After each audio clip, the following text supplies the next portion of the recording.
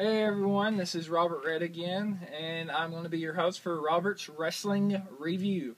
Now, this video I'm going to be discussing like Raw last night. It's not going to be really in depth or really in detail, just kind of give you my thoughts on Raw last night.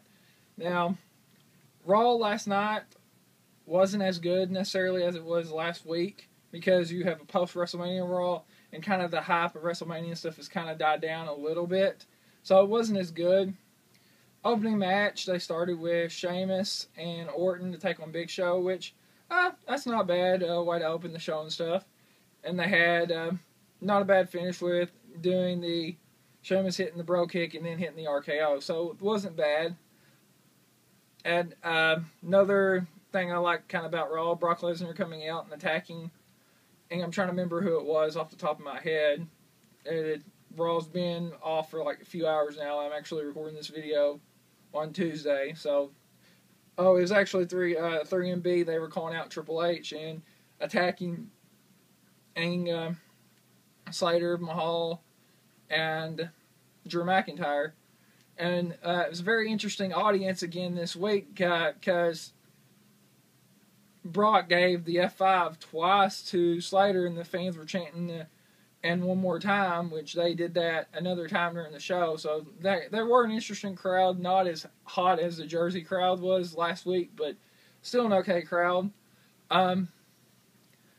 Another thing I like, the whole Ryback thing, explaining why he attacked Cena last week. A very interesting story. A lot of my friends have kind of commented on it, and they've enjoyed it. And I mean, Ryback, in my opinion, he has a legitimate gripe. He's been there for Cena, and Cena's not really reciprocated the favor, so I mean, I can totally relate to that.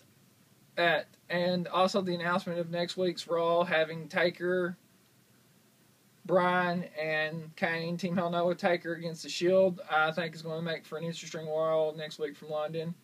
And mentioning the Shield, them with the attack on Cena at the end of the show and Ryback not coming in to help, I mean, I thought that was very interesting and stuff like that too.